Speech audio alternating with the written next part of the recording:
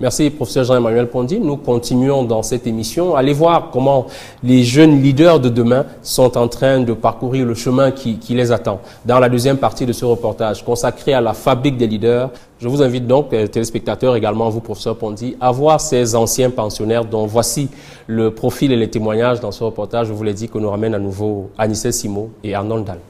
À moins d'une heure de route de Hombé, nous voici donc à Douala, au cœur de la capitale économique camerounaise, à la recherche de quelques pensionnés de l'Académie camerounaise de leadership. Nous allons aller à leur rencontre dans le cadre de la suite de ce reportage afin de savoir comment cette formation exceptionnelle aura impacté sur leur vie et également sur leur entreprise.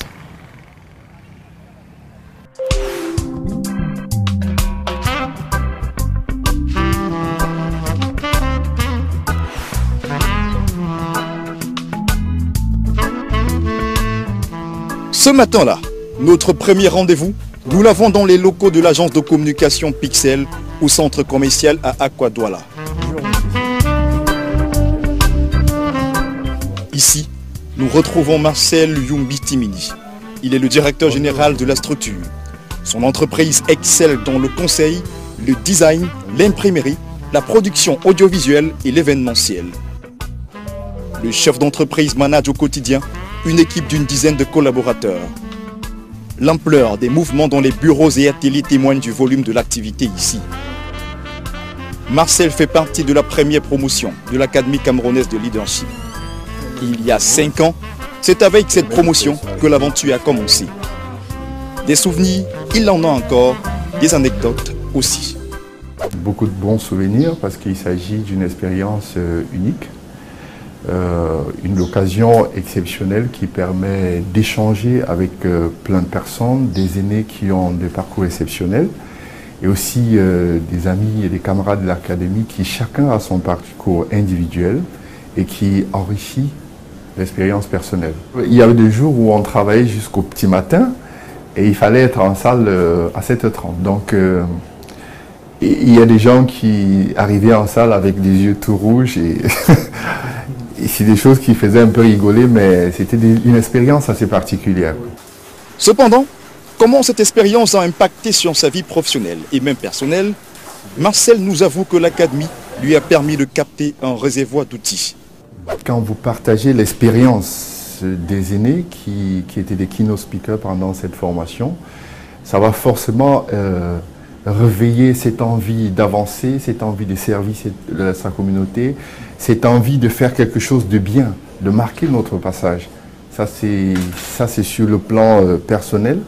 Et sur le plan professionnel, il y a eu également des outils qui vont nous permettre, nous qui avions des équipes à gérer, de gérer les compétences, de gérer les individualités, et même l'aspect de la responsabilité sociale de l'entreprise, de développer ça au sein de notre entreprise. Aujourd'hui, Marcel Yumbi fait montre de son leadership au quotidien au sein de ses équipes. Nous allons prendre congé de lui pour une seconde rencontre à un jet de pierre d'ici.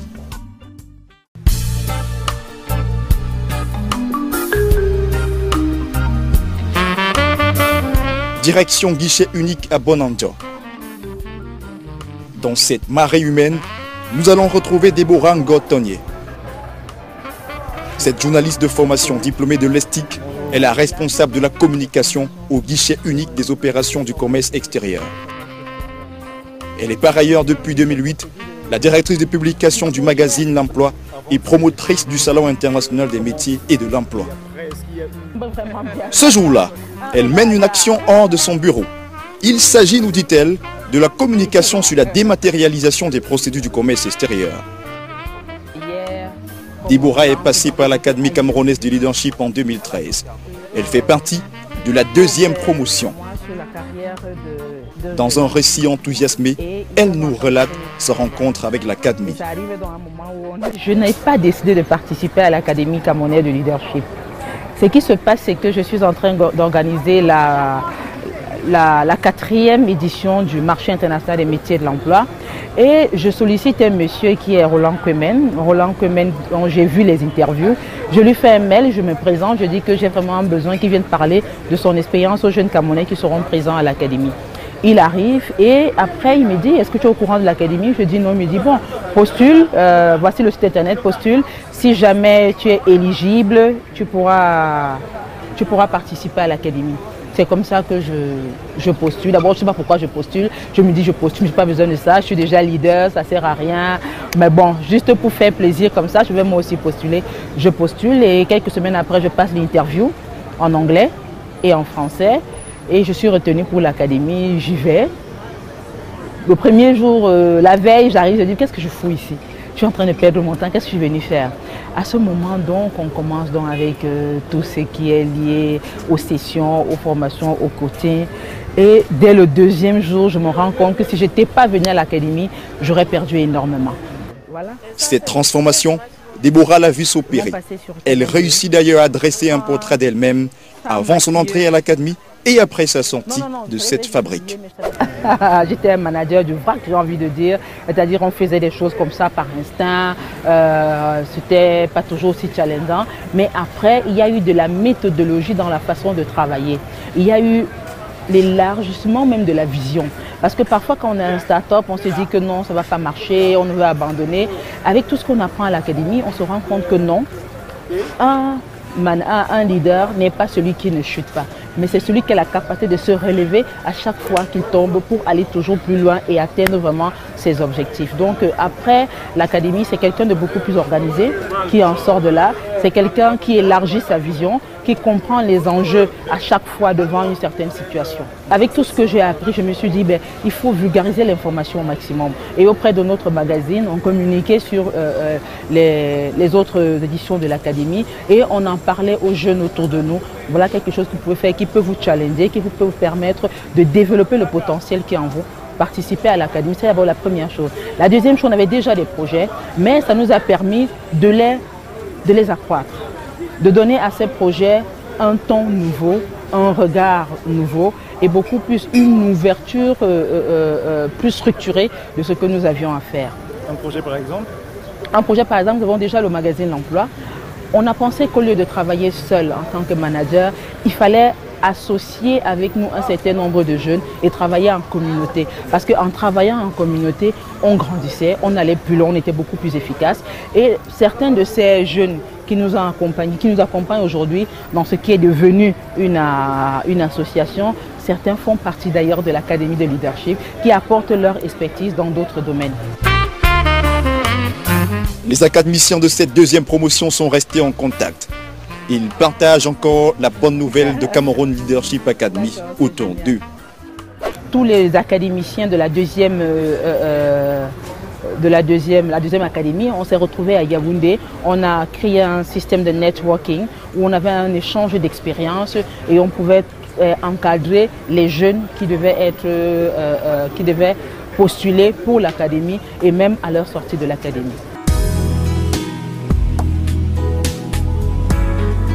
Lui, c'est Desi Happy, promotionnaire de la 3e édition de l'Académie camerounaise de leadership. Ce jeune leader a déjà un parcours impressionnant. Il est entre autres patron de City Consulting, start-up fondée en 2014 et spécialisé dans le marketing de services. Project manager chez Synchrosal, Desi est aussi coach en développement personnel. Auteur de l'ouvrage What, Why and How of Charity, publié en février 2015, il est également à la tête de la fondation humanitaire Carlton Smile Charity, initiatrice de Smile for Peace. Le célèbre journal français Le Monde, dans sa version digitale, l'a surnommé le Dale Carnegie africain. Desi a même déjà reçu une distinction du Congrès américain. Il nous balade aisément dans sa conception du leadership avant de nous parler de la Cameroun Leadership Academy. On est tous une pièce du puzzle. Dans un puzzle, il y a les grandes pièces, il y a les petites pièces, mais chaque puzzle joue un rôle particulier. Et pour moi, le leadership, ce n'est pas ou plus seulement un Mandela ou un Sankara à l'avant, mais c'est davantage un puzzle. C'est-à-dire tout le monde a un rôle à jouer et tout le monde apporte un certain leadership dans ce qu'il a à faire. Donc, de m'appeler leader, oui, je suis leader, mais tout le monde aussi est leader dans son domaine. Et je pense que c'est vers là que le mot leadership ou la philosophie du leadership doit aller. C'est que je ne suis pas fort en attaque, je suis fort en défense, je vais me concentrer là-bas. je suis fort au design, je suis fort en musique, je suis très bon journaliste, que chacun joue un rôle dans sa passion. Et c'est seulement comme ça que le Cameroun, de manière générale, complète, va pouvoir émerger. Sankara est à côté de moi, osons inventer l'avenir, et je pense que l'Académie s'est déjà inventé l'avenir. Donc, du point de vue des organisateurs, ils ont compris ce que c'est qu'inventer l'avenir, c'est d'investir dans la jeunesse. Du point de vue de la jeunesse qui bénéficie de ces formations, je parle de ceux qui passent par l'Académie, je n'ai pas l'impression que tout le monde mesure à 100% la portée de l'Académie. La preuve en est qu'on ne remet pas un diplôme tout de suite. Le diplôme, c'est l'année prochaine, là où, bon, sur 100 personnes, peut-être 40 ou souvent 70 personnes arrivent à obtenir un diplôme. Mais de toute façon, si sur 100 personnes, il y en a 10 qui en sortent différents, qui en sortent empowered, ils peuvent tout bien devenir les prochains Mandela ou les prochains Sankara. L'Académie lui a permis, au-delà des formations aux apports certains, de réseauter. Il y a une citation qui dit « Quand on est seul, c'est un rêve, mais quand on est plusieurs à penser la même chose, ça devient une réalité. » Et le passage à l'Académie m'a permis de croire en cela. C'est principalement ça que je garde de l'Académie. Au-delà du fait qu'on est resté en contact, 100 jeunes, diverses compétences, divers contacts, c'est un grand réseau. On a un groupe WhatsApp là où on échange de temps en temps. J'ai eu à travailler avec des personnes qui m'ont été recommandées à travers l'Académie, avec des personnes de l'Académie, avec qui on a organisé des formations. Certains ont été clients, ainsi de suite. L'un de mes premiers contrats de coaching vient de l'Académie. Et donc, toute cette énergie-là m'a vraiment beaucoup apporté. Ça m'a permis, à un certain degré, de confirmer les notions que j'avais déjà, mais pouvoir avoir aussi une plateforme où je vais pouvoir m'exprimer. Il y a des choses qui étaient déjà en marche, mais le fait de rencontrer des personnes qui ont une certaine expérience, qui t'apportent un plus, qui t'encouragent, tout ça permet de faciliter tous les projets que j'avais au niveau de la fondation, de l'entreprise et ainsi de suite. Permet de faciliter la gestion de la clientèle. Jesse Happy est donc le prototype de l'accomplissement d'un leadership de service, comme clamé à l'Académie.